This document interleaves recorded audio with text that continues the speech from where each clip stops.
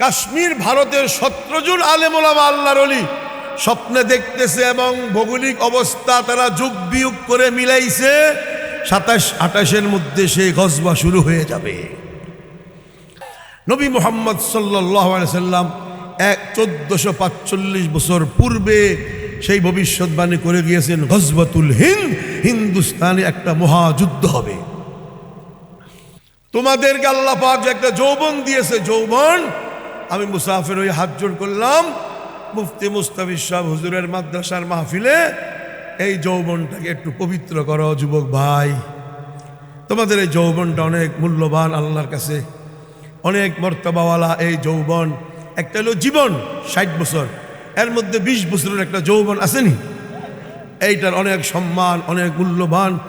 নবী মুহাম্মদ যুবকদেরকে অনেক মহব্বত করতেন আর বলতেন, নুসিরতু বিশ-শাবাব, যুবকেরা আমাকে সহযোগিতা করেছে। যুবক ভাই, এই আত্মাটাকে পবিত্র করো আল্লাহর হস্তে। এই মোবাইলটাকে সংরক্ষণ করতে হবে, তোমাদের কন্ট্রোল করতে হবে। এই মোবাইলের মাধ্যমে ভারতের পাপিষ্ট নায়ক নায়িকা, ভারতের পাপিষ্ট সালমান খান, পাপিষ্ট শাহরুখ খান, পাপিষ্ট নায়ক সবগুলোকে বর্জন করতে হবে। এই মোবাইলের মাধ্যমে যাদেরকে তোমরা আইডল মনে করো, ভালোবাসো, মোহাব্বত করো, ওই মেসি আর ড্রুগবা আর রোনাল্ডো আর নেইমার সবগুলোকে বর্জন করে আলেমদেরকে ভালোবাসো, ওয়াজ নসিহত শুনো, হামদে বারি তাআলা, নাতে রাসূল শুনো, কোরআনের তেলাওয়াত শুনো। আত্মারা যখন পবিত্র হবে, পাঁচ ওয়াক্ত নামাজ পড়ো, চেহারাটা যখন আলোকিত হয়ে যাবে, নূরান্বিত হবে, যখন ডাক আসবে হিন্দুস্তান থেকে আরশাদ মাদানী, আসদাদ মাদানী, মাহমুদ মাদানী, হাইয়া আলাল জিহাদ, গজওয়াতুল হিন্দে যাইতে হবে। আমি আব্দুল কুদ্দুস ফারুকী 40,000 ছাত্র নিয়ে দাবাইয়া পড়বো, যারা যারা রাজি আছো দাঁড়িয়ে যা।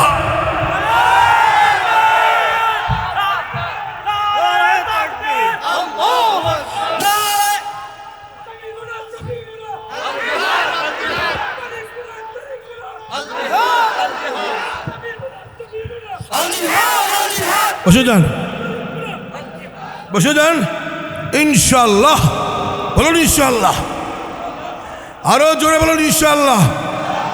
এই ফেরাউন নরেন্দ্র মোদীকে একটা সাইজ করতেই হবে।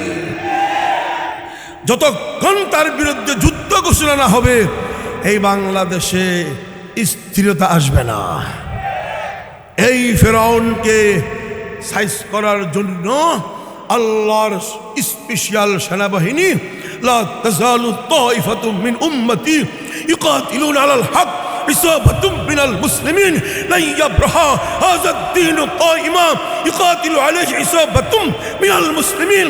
আল্লাহর রাস্তার মুজাহিদিন প্রস্তুত আছে, আপনারা যদি সহযোগিতা করবেন ইনশাআল্লাহ। পারবেন না ইনশাআল্লাহ? যুবক ভাই, তোমাদের এই যৌবনটাকে সংরক্ষণ করো, পবিত্র করো, আত্মাটাকে শুদ্ধি করো। আমি মুসাফির হই আবার হাত জোড় করলাম, সকল কবিরা গুনাহ বর্জন করো। যদি করতে পারো, আল্লাহ পাক তোমাদেরকে শহীদ হওয়ার তৌফিক দান করবে। আমি একবার শহীদ হয়ে গেছি 2.5 ঘন্টা। আরে মনে মনে বললাম 2.5 ঘন্টা শহীদ হয়ে গেলাম, যাক আলহামদুলিল্লাহ শহীদ হয়ে গেছি, কালমা পড়ছি শহীদ হয়ে গেছি। উমা, শহীদ হইলাম কিভাবে? একটা মিসাইল মারছে গোরবাচোভ, রাশিয়ার প্রেসিডেন্ট, স্কট মিসাইল, বিশাল সেম তাল গাছের মতো মিসাইল, যেখানে পড়ে গর্ত হয়ে যায়। মাটি যায় কোথায়? মাটিগুলো আশপাশে পড়ে। এত বড় মিসাইল যেখানে পড়ে বিশাল পুকুর হয়ে যায়। আমরা ছিলাম 24 জন আশপাশে, ওই মাটি এসে আমাদেরকে চাপ দিল 17 ফুট মাটির নিচে, মাটি উপরে 17 ফুট। সবাই বলতেছে, আরে বাংলাদেশ থেকে আসছে কালা মানুষ, ডাটা কোথায়, এদের ঠিকানা কোথায়, শহীদ হয়ে গেল, লাশগুলো পাঠাবো কিভাবে? অন্যরা কয় থাক, আসছে আল্লাহর দিনের জন্য, লাশ পাঠাইতে হবে না, এখানে দাফন করে দিই। ঠিক আছে, বেকু নিয়ে আসো, বোল্ডেজার নিয়ে আসো। বেকু বোল্ডেজার নিয়ে আসছে, মাটি সরাইতেছে, সরাইতে 2.5 ঘন্টা পার হয়ে গেছে। একজন আরেকজনকে বলতেছে, না আর তো সম্ভাবনা নাই, জীবিত আছে কেউ। এত 17 ফুট মাটি, মাটি সরাইতে যখন পাও ধরা টান দিছে, বলতেছে, ভাই কি সমস্যা, টানাটানি করো গা। হেরা বলতেছে শহীদ মিস, শহীদ মিস, জিন্দা হাস, জিন্দা হাস, মিছিল করতেছে। জীবিত জীবিত শহীদ হয় নাই। 24 জন একজনও শহীদ হয় নাই। সেই দিন একইন হয়ে গেল হায়াত ছিল, পৃথিবীর কোনো মিসাইল তোমাদেরকে মারতে পারবে না। আবার কত আশ্চর্য, সামনে পড়ছে মিসাইল, যখন সরে বেগে পড়ি, ফ্রান্সের সাথে ফাইট আমাদের। আমার কাছে যে বন্দুকটা থাকতো ওটার নাম RPG-7 রকেট লঞ্চার, সংক্ষিপ্ত। দেখছেন কলার থলের মতন একটা রকেট কান্দে লইয়া যে ফায়ার করে, এটা হলো মূল ট্যাঙ্ক ধ্বংস করার জন্য। ট্যাঙ্ক সামনে আসলে চেইনের মধ্যে ফায়ার করে, এটি ট্যাঙ্ক বলে রকেট লঞ্চার। আমি দাঁড়াইলাম, রকেট মারবো, ট্যাঙ্ক আসতেছে, দেরি হয়ে গেছে, পাল্টা তারা আক্রমণ করে দিছে। সেকেন্ডের মধ্যে মাইরেই মাটিতে শুয়ে যেতে হয়, নাহলে সে পাল্টা আক্রমণ করবে।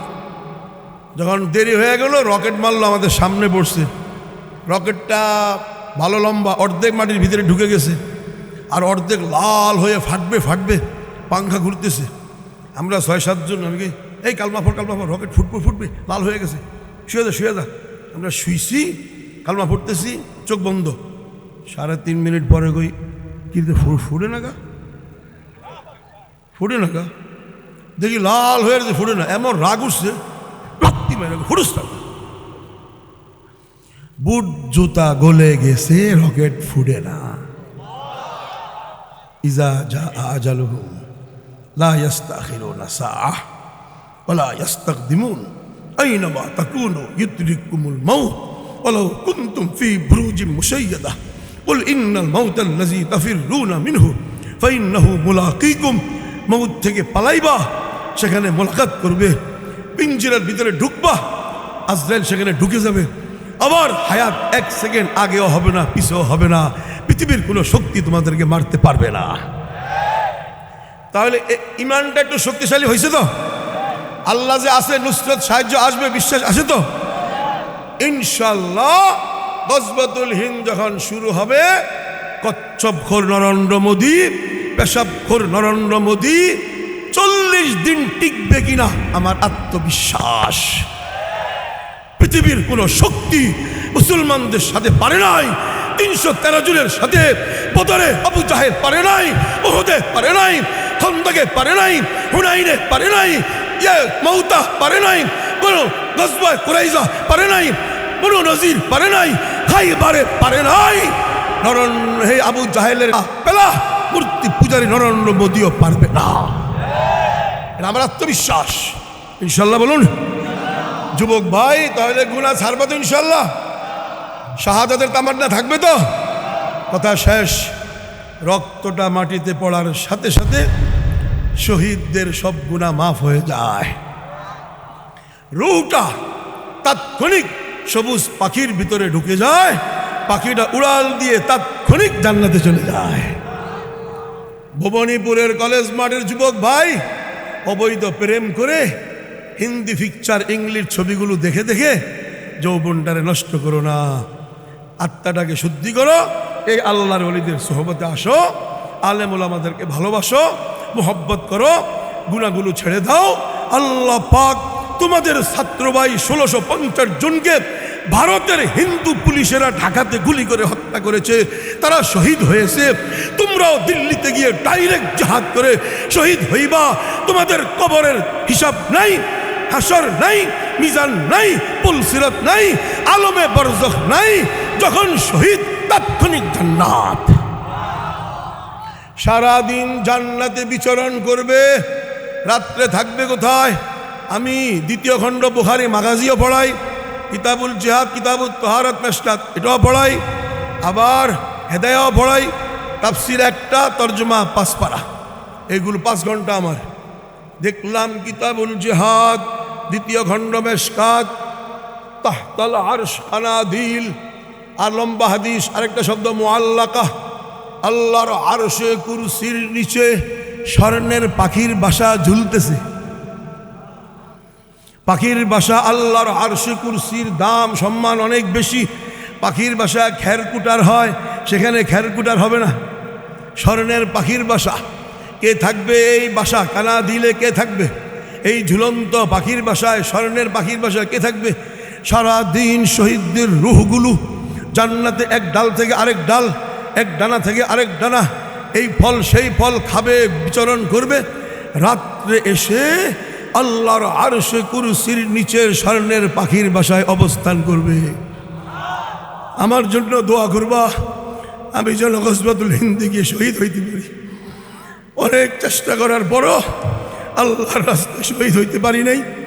34 জন সাথী ছিল, সবাই শহীদ হয়ে গেছে। আমরা 4 জন এখনো জীবিত আছি। 4 জনের মধ্যে 1 জন এমনি এমনি মারা গেছে।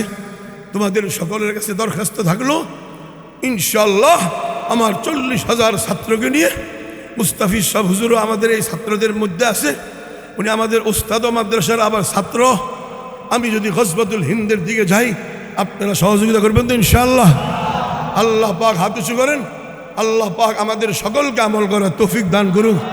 আল্লাহ পাক আমাদেরকে জিহাদে গিয়ে শহীদ হওয়ার তৌফিক দান করুক। সকল যুবক ভাই বোনদেরকে বিশেষভাবে কবিরা গুনাহ বর্জন করার তৌফিক দান করুক। ওমা আলাইনা ইল্লাল বালাগুল মুবিন।